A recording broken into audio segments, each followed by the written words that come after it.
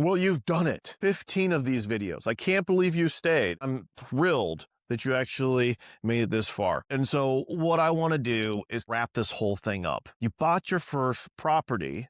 What do you do now? What is it that sophisticated investors do that's different than less sophisticated investors? And this is where I would say a lot of the investors fall off. A lot of people get it all the way up to buying it, and then they don't manage, right? So you want, even if you have a property manager, you still have to look at yourself as a CEO and manage the manager. Just like in business, there's different kinds of managers. Some are completely laissez-faire and they just never check in at all. Others are micromanagers. And if you hired a property management company, you don't want to be either one. And probably if you don't hire a property manager, you don't want to be either one either.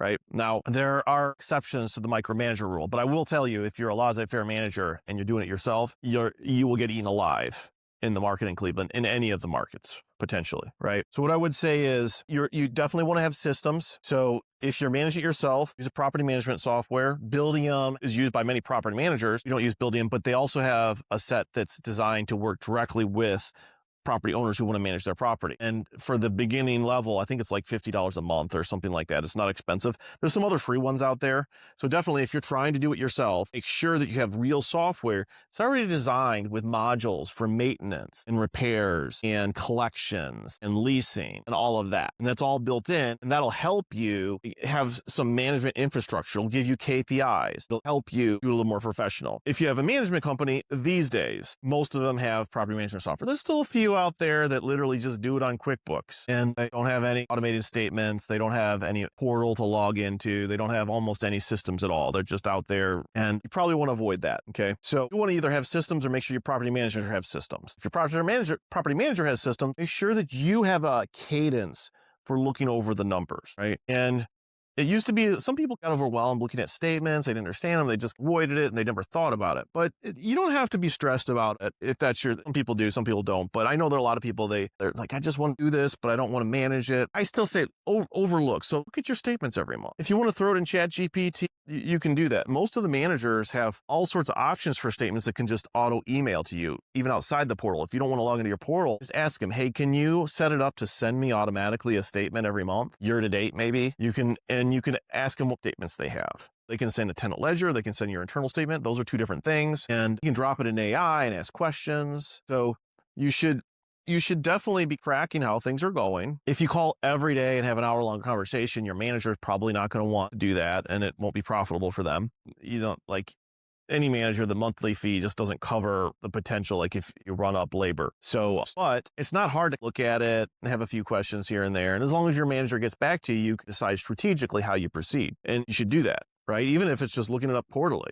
A few minutes every quarter would probably be very valuable, and look at the long-term one, right? So what I'm saying is stay engaged. And that doesn't mean that you're thinking about it all the time and you have to give up your whole life to do it. A manager can take care of most of the details. You still want to stay engaged. And just think of this as a business. Remember, too, don't jump over dollars to collect dimes. We see that a lot where owners don't look at it as a longer term business. So they'll destroy relationships. And obviously if the relationship's not working, that's one thing. Sometimes like the vendors, the managers that you're using, are actually doing the best they can with your house. And so don't just assume that it's whoever is doing this is the problem, and try to look at how can we work together to fix this problem, if that makes sense. So if you're turning the team all the time, it's probably a house issue, right? That you're dealing with. You're like, why is this happening all the time? Well, probably the issue with the house or how you're dealing with the manager, right? You do want to continue to update how you deal with the manager to make sure that like you're rooting out issues and getting better in terms of expectations. What do we expect? How do we do this, right? So I would say in general that you want to be proactive with repairs. So like we try to have a quarterly repair or inspection schedule that we work out with all of our properties in certain areas. So that's a big deal for us, is doing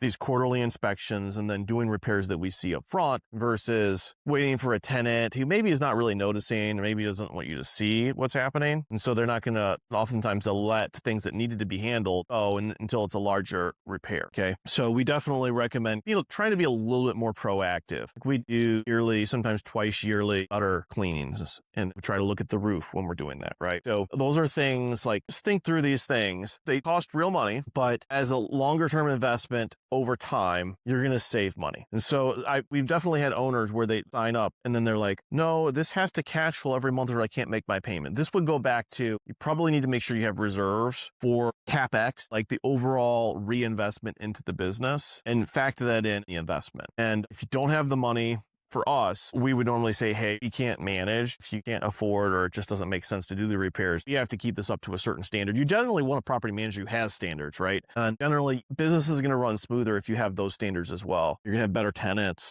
Things are going to run smoother. Doesn't mean that it's going to be perfect. There is a certain amount of chaos in the housing world and the politics and the world in general that come in. But our job is to try to continually get better, find better ways to make your property run smoother and be more profitable in the long run. And a lot of that full return on investment ends up being able to stick in with it for the long run, just like any investment. Long-term investing has the highest success rate when you think of it long-term. So that's just my thoughts on how to manage it like a business. Think of it like an investment. I hope that's helpful. Definitely, if you have questions, reply on the video, contact a BDM on the schedule link. One of our people can answer questions about this set of videos or in general about management. And listen, I'm really honored that you took the time to actually go through this course and think through this. I wish you nothing but the prosperity, goodness, and flourishing in your life. And again, thank you